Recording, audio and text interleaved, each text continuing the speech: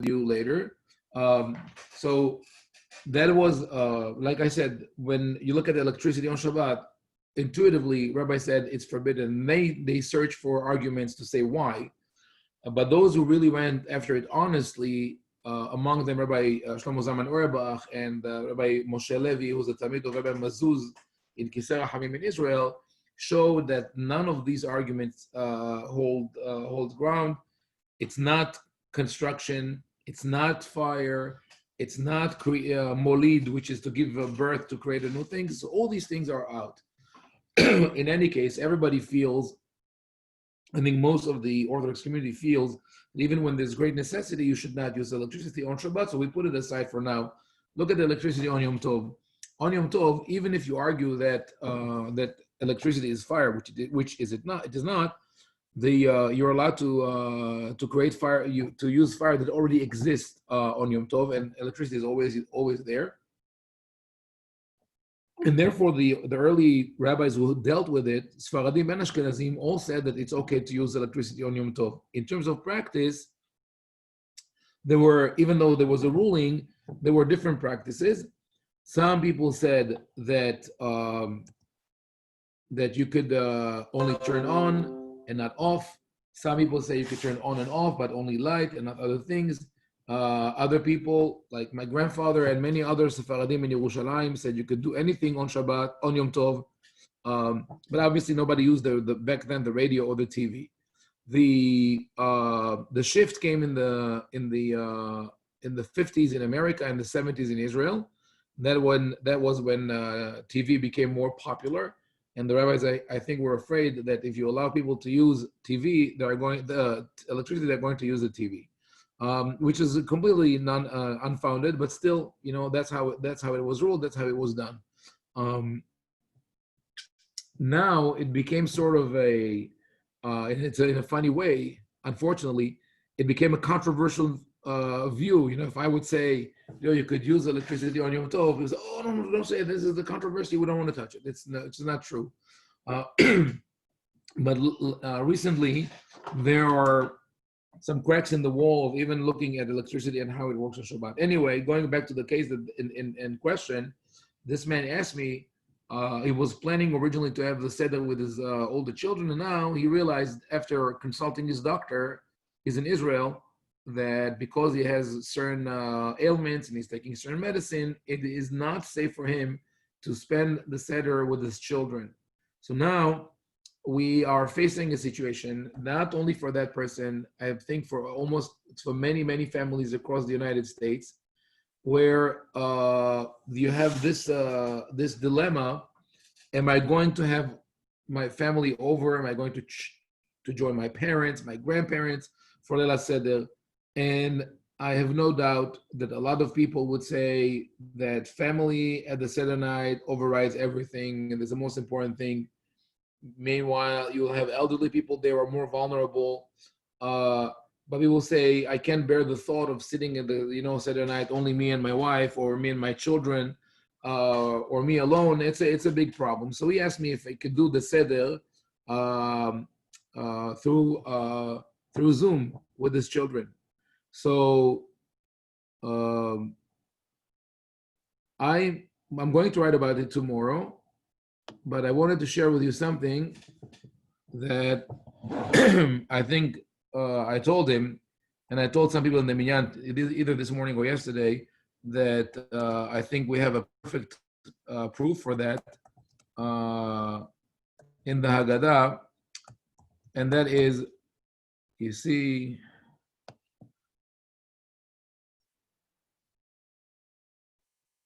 we have this phrase in the Haggadah.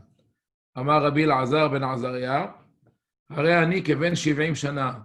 Today I got the question from a man who said, I'm about 70 years old, like Rabbi Elazar ben Azariah, ולא זכיתי שתאמר יציאת מצרים בלילות. And now he's concerned about saying יציאת מצרים בלילה. He wants to say it at the Seder with his family.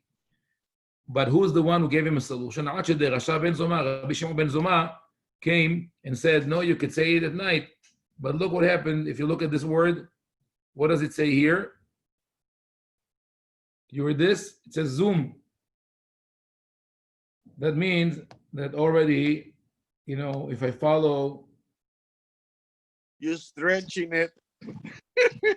exactly Zoom what I did. Aleph. Zoom number one. Aleph number one. That's exactly what I did. I stretched it. I put my fingers on the screen and I stretched it. That's exactly what I did. Listen, I'm sure you get every day by WhatsApp or email some rabbi who tells you how the corona is alluded to the Torah. Do me a favor. Yeah, that's true. When you find the vaccine, go search for the vaccine in the Torah, and then when you find it, give it to us. Don't tell me all these stories. That's one. So I think that this is something that we should really promote, to tell people this year you should choose. Nobody obligates you, but you could either nobody obligates you to use electricity on Yom Tov, but you should know that to go and do Seder with the family, even with close relatives, we have no idea how the virus traveled. I just heard now from a close relative of mine, I'm not going to say who had a friend sleep over during APAC because, their husbands were away. So her husband slept over, the friend slept over, and only 2 days ago, that friend told her that she was in Italy and she tested positively. And this is a crazy thing. Do you know who you can trust, who came in contact with whom? That's really dangerous. So we have to let people know that until health officials give us other indications, that's what we do. You want to be with the family, you should consider that. For Shabbat, we still have no solutions. Even myself, I think that for Tefillah, I would have loved for Tefillah Erev Pesach to do it together. It's a beautiful Tefillah. We say Hallel. However, I don't think that, some members of my family will feel comfortable because I want to be with everyone. I mean, everybody who's in my household, my wife, my son and daughter. So I'm not going to do it. But if you know that everybody who's in your circle feels comfortable with it, go ahead and do it. This is something that we should do. That was one halakha that I was asked about. The other halakha that I was asked about that has to do with the current situation, and I'm sure you've seen a discussion online, is the issue of the mikveh. Has anyone seen this discussion of the mikvehot? People were asking, what are we going to do with mikveh? I put online the teshuvah that we've discussed it before. Haim Ovadia and many other rabbis, and all the mikvahot actually in America up until the 50s were based on tap water. You connect it to the municipal system, the water comes in, the mikveh is kosher. In that manner, everyone can make a mikveh in the house or on the block. Now, I put the sources online. Someone asked the question, and I put the sources online. Then Rabbi Haim Ovadia from Israel emailed me, sent me his sources. I put them also online. And he quotes 10 or 15 rabbis. I quoted 5 or 6 rabbis plus minhagim, customs that exists for hundreds, if not 1,000 years. And what was the response of the person who posted the question? It's Da'at Yahid. What Rabbi Ovadia and Rabbi Amsalem writing is Da'at Yahid. First of all, the fact that we're 2 rabbis, it's already not Da'at Yahid because we're more than one. Da'at Yahid is an individual, but there is a long line of rabbis that we quote. So my thinking is, when you say about something like that, Da'at Yahid, again, I'm thinking in terms of an analogy. You know what the analogy that comes to my mind is what we call a singularity. Yahid is a singular, right? A one-time event. There's a concept that you probably heard of called a black swan. A black swan is something that, it's used in the financial market. Nassim Taleb wrote a very interesting book about random theory in the market, stock market, and all that. He applied it to the business world, to the stock market, and he said this: once in a lifetime, maybe there will be an event that nobody can anticipate, and that's called a black swan. You usually don't see black swans, but just because you don't see them doesn't mean that they don't exist. That's Da'at Yahid. A black swan is a Da'at Yahid, is a one in a lifetime event. This is something like that, which, by the way, was anticipated, and the governments were not ready for that. But when and it's more than just the beaten phrase, desperate times call for desperate measures. No, it means that in right now what we are experiencing is an event that is so transformational, so comprehensive in its repercussions, that it makes us reconsider everything that we do. So it means that up until now, what we did in halacha, we stuck to our comfort zone. We spoke about it several times. Those who are in my semicha class, we spoke about this, that there's this concept of gezerah she'en hatzibur yachol la'amod ba, right? There's a decree that is beyond the capacity of the tzibur to bear, of the community to support. So now, when you have a situation like that, you come to the rabbis and you say, we have a problem. The tzibur cannot survive with this halacha. What is the answer of the rabbis usually? They say, our tzibur can live with that. We're okay. That means that you're not reading the community. That now what this event, what this crisis did to us, it forces everyone around the world to consider themselves as part of the community. In a way, on one hand, it's not the topic of the show. I'm just saying that we have to think of that. It brought us some very negative aspects of society, but also some good aspects, right? When you see people coming out of their balconies in Italy, in France, in Israel, and they're singing, right? And we're considering doing it here in Maryland, only we live in a rural area, so we have maybe 5 people all around us. But, it means that those are people who live in buildings across the street that you never knew existed. And all of a sudden you are forced to become a community, right? So now the rabbis also, what I see, the way I see the development in the rulings in Israel, there was a ruling about, Rabbi Tzhak Yosef said you have to leave your cell phones on Shabbat, because you might get a notification, you might need to know if you're infected or you came in contact with someone who was infected. Rabbi Benny Lau and Rabbi Eliezer Melamed ruled on the virtual minyan, saying that you can't say Amidah, but Kaddish and Baruchu is okay, which is something that I wrote about a while ago. I said that Kaddish doesn't even fall under the Davar Shebi Kedusha. Rabbi Kanievsky and the heads of the Haredi yeshivot in Israel said we have to shut down the yeshivot. And now they have to look into possibilities of using the internet. Because in Lakewood, my daughter lives in Lakewood, they were holding up with those who don't know Lakewood, this is what they call the city of Torah. I don't know, 100,000 people, 8,000 people in the yeshiva. We told our children, my wife and I, already last Wednesday, do us a favor. Please don't send your children to school. Please don't go to the shul. Please don't have minyanim. No, we are waiting for the authority. Okay, so here's the thing. Up until Tuesday, they still had weddings in Lakewood. Yesterday, on Wednesday, they closed finally the schools. Today, they are talking about total curfew. Nobody, shelter in house. Nobody leaves the house. Now, so when my daughter told me, they said that the teachers are crying when they said goodbye to the children because they're not going to see them. Yeah, because you don't use the internet, because for they ignored its existence for a while as it's an evil thing. They said, don't worry, we have a phone system, right? The children are going to call in. I told her the system will crash. It crashed. All of a sudden, thousands of students are using the same line to get to talk to their teachers. So now people in Lakewood are thinking, okay, maybe we should get a device that uses the internet, right? But of course, they have to go first to a place called Tag. So they will install filters on it. So you can't use it for, certain things. But what all this causes people now is to connect to situations and to realities and to people and to problems that they were unaware of before. And maybe the most extreme statement that a rabbi in Israel said, I'm trying to find out who's the one who said it. He said, this year, maybe people will have to eat hametz on Pesach. Because he's looking into a situation where maybe the matzah factories will shut down. I don't know what he was thinking about, right? And he said, if there's pikuach nefesh, we have to do that.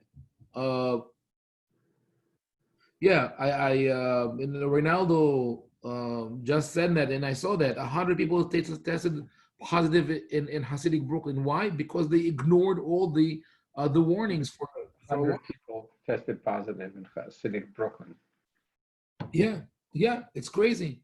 And the same as happened with the measles outbreak. It was unnecessary, uncalled for. I mean, those 100 people could have been one if they would listen to containment and be a little more cautious. Now, when this rabbi said we're going to have to eat hametz on Pesach, is because in his thinking, anything that's not supervised and stamped with 7 seals, right? When there's more letters on the wrapping than paper, right? Otherwise, it's not kosher. Then for him, if you don't eat this, you'll eat hametz. But for years, there were rabbis who were saying, it actually started with Rabbi Ovadia Yosef when he was the chief rabbi. He said, you don't need the hechsher for oil, for honey, for milk, for soft drinks, for sugar, a million things. And they killed him. I mean, he was mahmir on other things that he created problems for people. But then Rabbi Abadi created the list, and the same thing. And people who call for common sense, look at the ingredients. Look at what does it have that can make it hametz. And I mentioned again this week, and I'll do it again. Worst case scenario, you're stuck without matzah. Just mix flour and water, put it in the oven. You have matzah. You know, as long as you need it, it's not going to be hametz. If you do it within, even by the most strict opinion, when you really look at the Talmudic sources, it takes 4 hours. In reality, it takes 24 hours to become hametz. But believe me, you could, as they say, if you come to heaven and someone tells you, you made your own matzah at home and you ate hametz, tell them, blame Haim Ovadia. I will burn in hell for all your unburnt matzot. I'm taking the blame. Rabbi, yeah. no. Isn't this putting an obstacle to the blind when you're giving that saying in the Torah that says, "Do not put an obstacle in the way of the blind," right?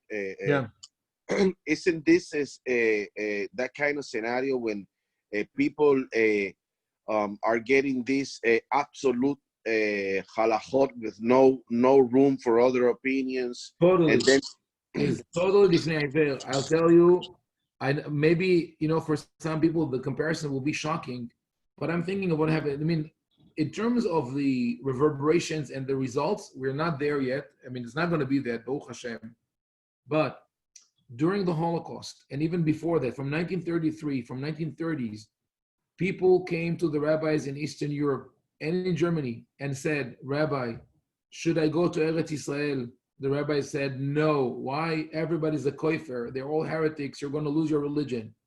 And people said, okay, Rabbi, I have another option. I have a cousin in America. Can I go to America?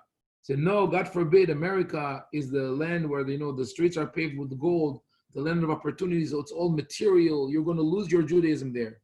And what happened? We know. And then even during the Holocaust in Hungary, the Hungarian Jewry was decimated in the last stage of the war, and there were rabbis the most famous is Rabbi Socher Teichtel, who wrote the book Ema Banim Smeha. He went from synagogue to synagogue and he warned people. He says, run away. And the rabbi said, no. Why are you an alarmist? Let people stay. And then the Belzer Rebbe and his brother boarded the train and left to Israel and tell people, don't worry, stay here. Everything will be okay.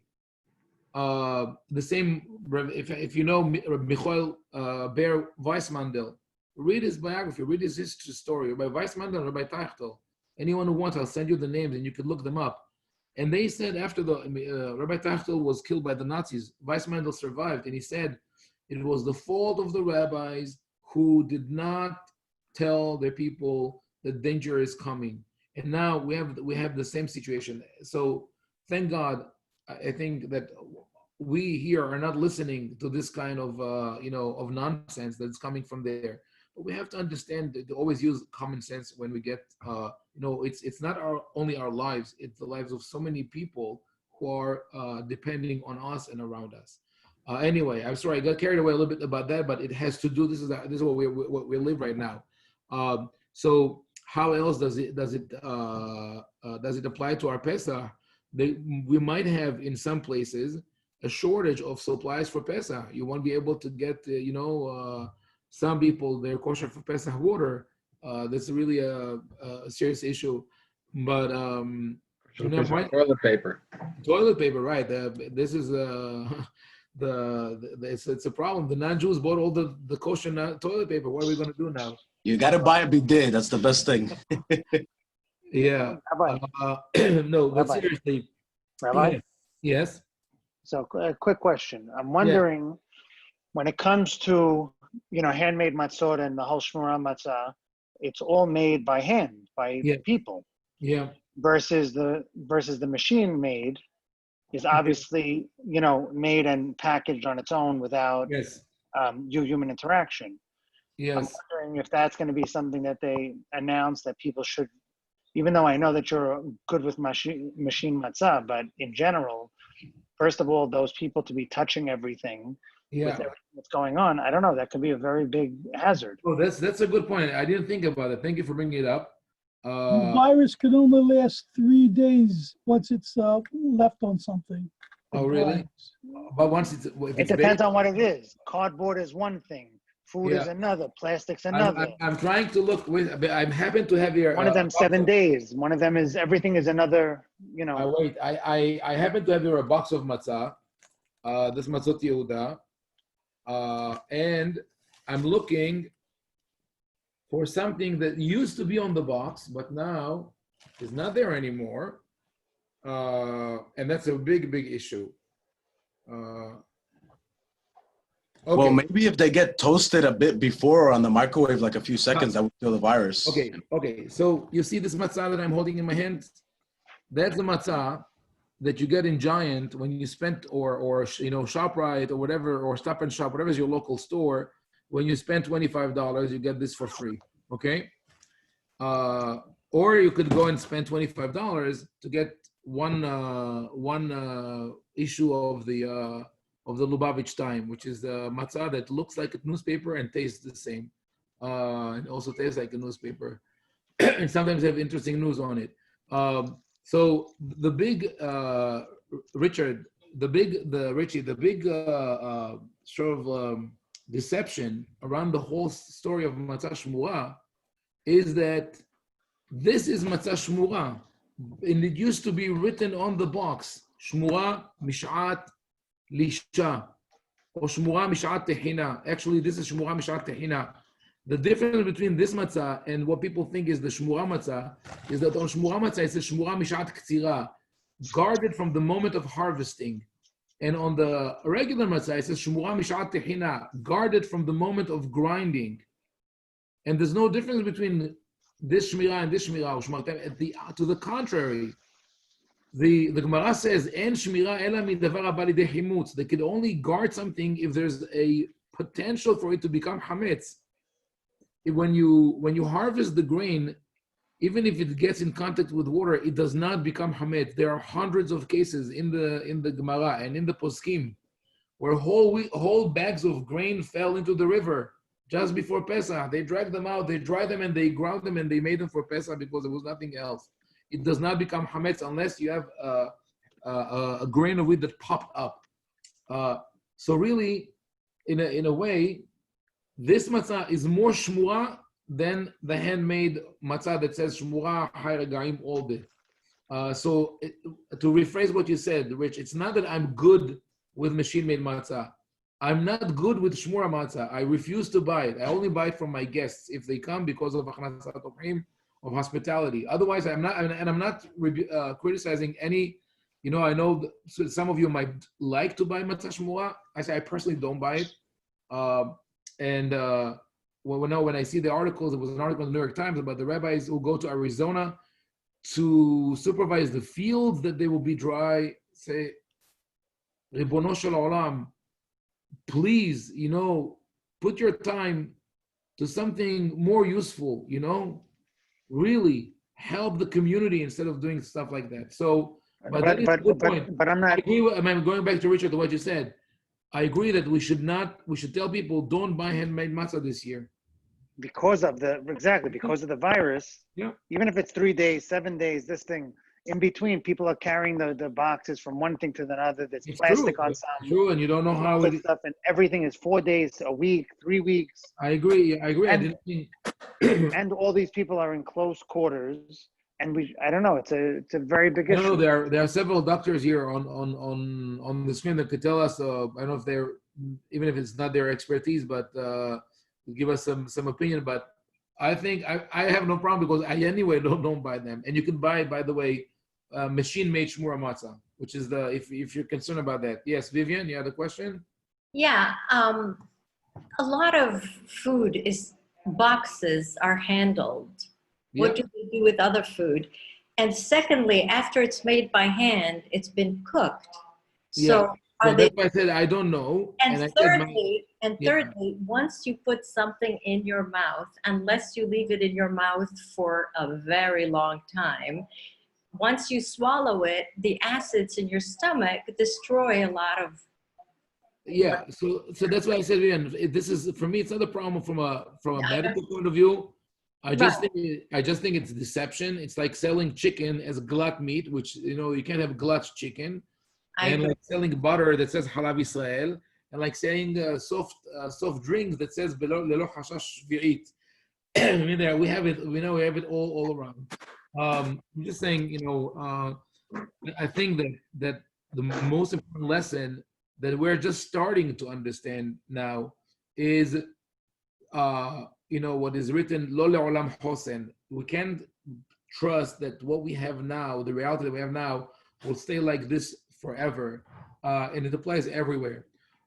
Which means, I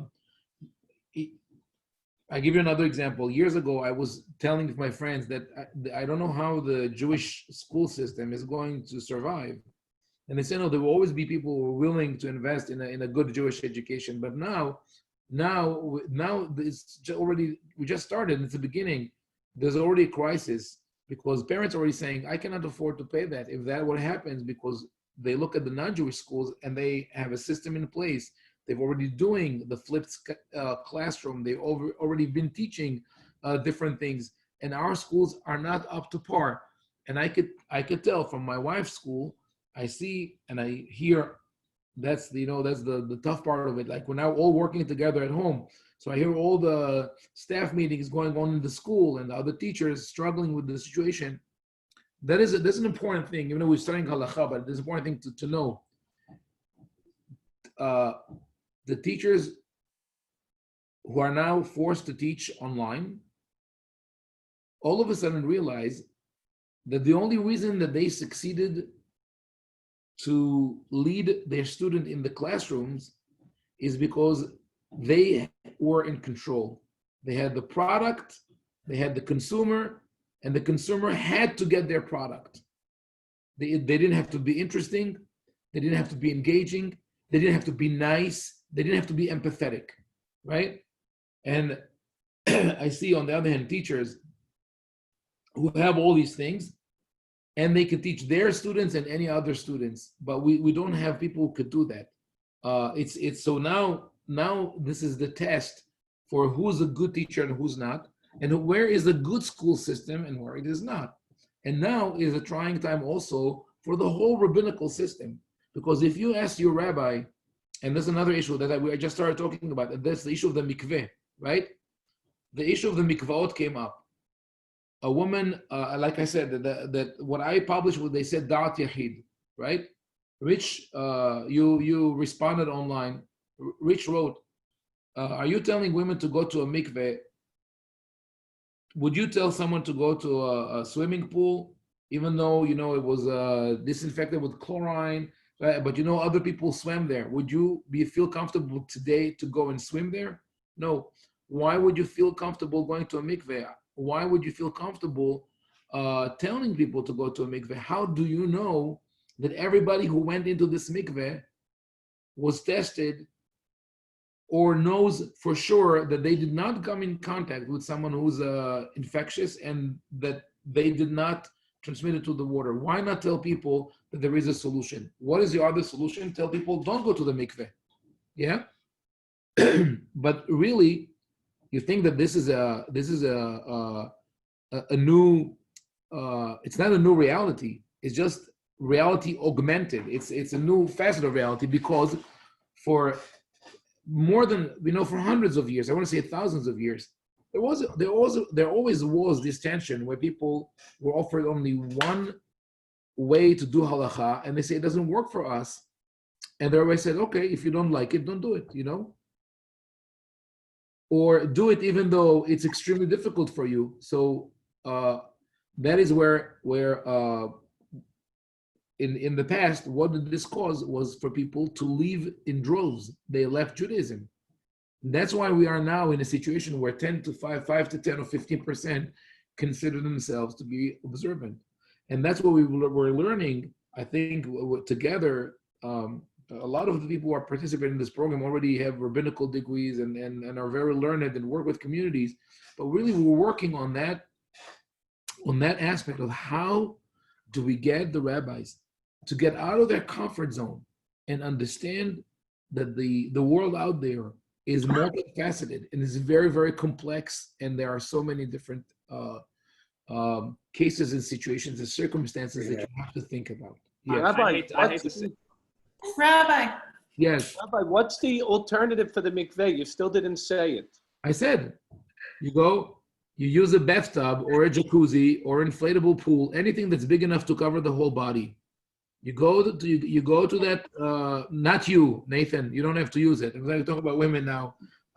You know what I mean? But this is a woman could go with a bathing suit, and since there is a need for to make sure that the hair doesn't float above the water, she could put a hairnet and be on her own. And if one doesn't have it in the neighborhood, then maybe 2 or 3 families can share if they disinfect the bathtub or something like that. Wait, I see Nadav wanted to say, and also CM, I don't know what the name is. I see just the letter. So tell me, yes. You had a question? Rabbi, yeah. First, and then yeah. I just wanted to say that, you asked the question, how do we get, particularly the rabbinic leadership to understand change and go with change? Mm-hmm. Unfortunately, we're seeing an example of how they're doing it now. A calamity or something, a cataclysmic world event, where you have a pandemic or something major happening to people in the world. This is unfortunately how many of our people may wake up. I mean, we are called in the Torah, we are a stiff-necked people. And a lot of times when Hashem is trying to send us the message, or, we have to try to get times, it's usually when something calamitous happens. Yes, it's true. But by the way, I referred last time, I think I mentioned this book. You should read Jared Diamond, The World Until Tomorrow, an anthropologist and historian, where he speaks about the same thing that happened not only with religious leaders, but also with the secular leaders and, of course, politicians. Yes, you had a question? Yes, hi, Rabbi. Yes, hi. Quick question. I'm here with my friend. He's the one who always connects to your services. Okay. But so in this time of scarcity, is there like a case to be made not to throw away the hametz? Because like Passover is only 1 week, but we don't know how much time this is going to be scarcity. We could do it. Is there a case to be made? Oh no, the good question. 1 second. Let me ask Joey. You had a question also. Let me see if it's on the same. What's your question, Joe? We have a problem in our school because a lot of everything's on Zoom now and video, and a lot of the preschool teachers don't want to sing on the video. They don't want to be seen on the video, and they teach in ELC. Half the things are done through song, and they won't do it. So, and even the ones that would do it, the rabbis tell them they're not allowed to sing. So it's really gotten ridiculous. Okay, so that's another trial. We'll talk about it in a second, because this is a big issue. Because I want to ask her. So, what's your name? Sorry. Deborah. Okay. And my husband. Yeah. Okay. Deborah. So, no, because I can't refer to CM. That's my husband, Carlos. So I'll tell you. I myself, I went through a journey with Mechirat Hametz. Because I like to go to get to the bottom of halacha. So after I studied the origins of Mechirat Hametz, and I learned that it started as a in the medieval not medieval times, late like 1500s, 1600s. It started when Jews in Europe who had the business of breweries and stuff like that, and had large quantities of hametz, could not get rid of them before Pesach. They asked the rabbi for a solution. He said, you know what, you could sell it to a non-Jew and buy it again after Pesach, but it has to be a real sale. You write a contract, you know he has the key, he has access, he could come and take whatever he wants and pay you afterwards. And slowly, it became something that everybody does, and it looks like a loophole. You know, when you sell all the hametz of Medinat Israel to one Druze elder, you know, even though he's a venerable person and a wonderful friend of Israel, he cannot pay for all the hametz of the state of Israel. So we know it's fake, right? So a couple of years ago, I think 10 years ago, I went for a year or two with that approach of let's finish all the hametz that I have at home before Pesach. And since I'm not a big drinker of alcohol, I never had a problem of an expensive bottle of scotch that I have to get rid of. So that's good. But then I went even deeper. And the reason I went deeper is that I said, okay, there's like in Hebrew, say, terazta atzmecha, hashar ma terazta. So I covered for myself. But how do I explain what everybody else does? You know, and under the supervision and the auspices of great rabbis. So I came to the conclusion, and I wrote about this, that this is based on a discussion that already Ramban had with Tosafot about the Gemara when they speak about bitul hametz. The question is, how can you do bitul hametz? You have hametz in front of you, right? It's bread, whatever it is, and you come and say, no, it's not hametz. I don't want it. How can you do such a thing? So they discuss, is it called hefker? They discuss all the legal aspects. They say, no, it's not. The different explanations. Ramban's approach is very interesting. He says, what happens with hametz, with bitul hametz, is that the Torah really disowned you of your hametz. You're not allowed to have it. But the Torah made it yours for the purpose of being responsible, or punishment, right? So when you do gilui da'at, when you express your will to not own the hametz, it combines with the fact that the Torah disowned you of your hametz, and now you don't have it. I think something similar happens with mechirat hametz. It's really just a statement, I don't want that hametz, but I don't know what to do with it. I cannot get rid of it. So I'm going to lock it here. It's not going to be mine. I know I'm not going to use it. God, are you okay with that? God says, yes. I read the teshuvot that your rabbis wrote since the medieval times. It's fine. It works. So therefore, this year, I bought not now, a while ago, a small freezer, because the one in my kitchen is inaccessible for whatever reason. And this year, I'm going to leave all the hametz there, frozen. If we need, we'll get another one. We'll call it Frozen 2. And we will sell the freezer and everything in it, and we'll use it after Pesach. Now, Joey, does this answer the question? Yes. Okay, so you can rely on the Mechira. I sent the link, and every Friday I'm sending the link again. You could already fill the survey, like the Google Doc, and you're good. Joey, to your question, this is which school is this? It's not Flatbush. I can't hear you, Joey. I'll discuss it with you privately. I don't want to mention it. Oh, okay. Sorry. I didn't want to. Anyway, I know the schools because my wife taught in Flatbush. My kids were in Barkai, and so. But even in those schools, and it's, by the way, all over America, in many of the more modern and modern Orthodox, open schools, the teachers come from a Haredi background, and that creates a discord. Yes. It creates a discord between the teachers and the students, because the teachers sometimes look down at the students as you come from a lower religious status that we are. And I think this is really a big problem.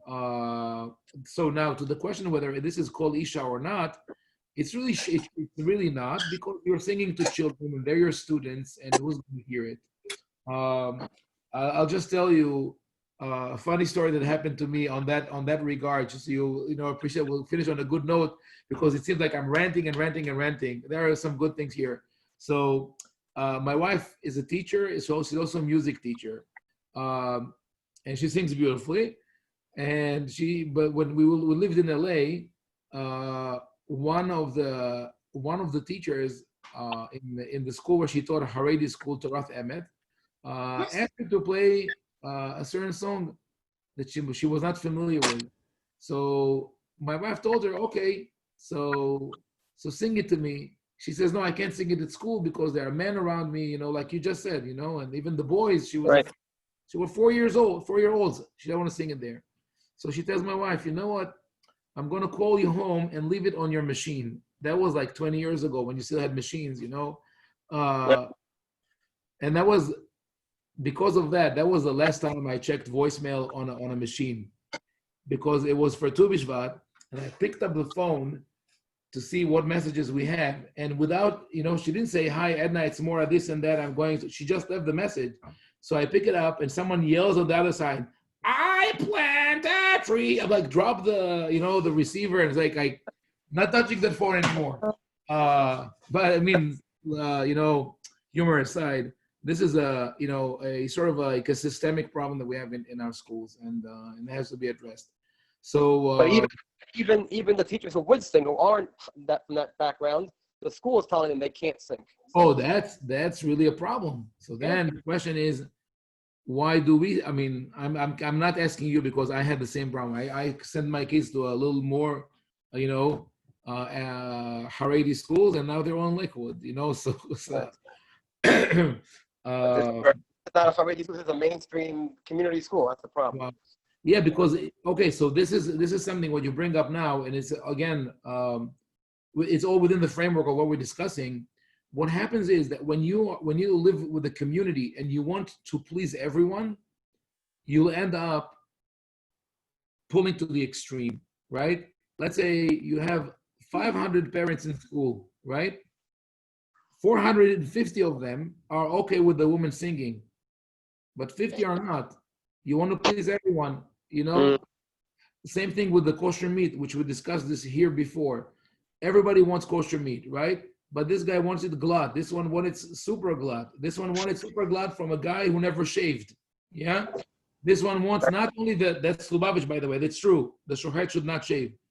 This guy, not only the shohet shouldn't shave, even the cow shouldn't shave. Okay, so, you get this meat. We always push to please those who are more extreme. Anyway, I hope that, we did a little learning tonight that's important, that will drive people to action. Another question? No, so we're good. So we'll conclude here. I need to rest my voice also a little bit, and but before we go, if anyone has any more questions or comments, I have a question on. Yes. Sorry, I put the video on. Yeah, I'm unrelated to the stuff that we were talking about tonight, although very interesting. Yeah. As far as like plastic on Pesach is concerned, like Tupperware and stuff like that.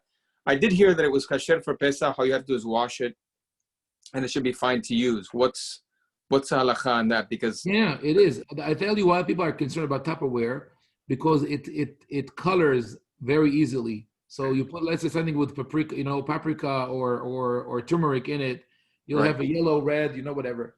But if you wash it well, the color will go away. But and really, what you care about is not the color; it's the taste. So if you have any Tupperware utensil that you're concerned about, do the test that I mentioned. Put something spicy and hot in it, rinse, put bland rice in it, and taste the rice. If you don't taste anything spicy, it's good. So, but you don't have to do it because I already did it and it doesn't work. I mean, no, not to worry about that. Unless you want to have some just. So we're good with Tupperware. Listen, everybody's stuck at home. You could go and do it with every single utensil you have at home. We need something to do, right? Yes, definitely. Do it with the ice cream scooper also. I'm kidding. Okay, so good night, everyone. Keep safe, keep sane. Thank you. You too. And we'll be in touch. Next week, I hope to publish, to put out a schedule for the class. Dr. Shames, Yossi is going to teach a class on Tuesday night. Israel, volunteer Israel Maya to teach a class, so we need to create a schedule. And Daniel Weissrab also, I don't think tonight is here. If not, okay, anyway, but we'll have a full program. Good minyanim. Okay.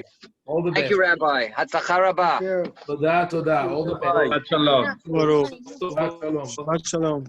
Rabbi Chananya. Oh, yeah, you want to say we can say Kaddish. You're right. Yes, say Kaddish, please. Thank you. Yeah. We say Kaddish, De'elu Nishmat, all that we need to say for, including my father, Eliyahu ben Mazal. That was my son's recommendation. Thank you. רבי חנן בן עקשיא אומר, רצה הקדוש ברוך הוא לזכות ישראל, לפיכך רבה לתורה הזאת שנאמר, אדוני חפץ למען כל ידיד תורה ואדיר, יתגדל ויתקדש שמי רבה. אמן. יברא חירותה וימליך מלכותה ויצמח בוקנה ויקרב ושקה. אמן. אמן. וחיי דכל בית ישראל בעגלה ובזמן קריב ואמרו אמן.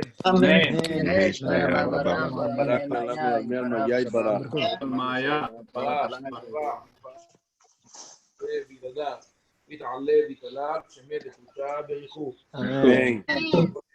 שירתה, תשבחתה ונחמתה, דמירן בעלמה ואמרו אמן. אמן. ועל רבנן, ועל תלמידיון, ועל כל תלמידי תלמידיון, דעסקים בהורתה קדישה, די ואתר, דין ודי בכל אתר ואתר. אין למה, בכל ולכון, חינה, חידה, ורחמים, מקודם, מועד והרעה, ואמרו אמן. אמן. החיים ובטובה, ושתועה ונחמה וזבה ופואה וגולה ושמחה ושחרה. Amen.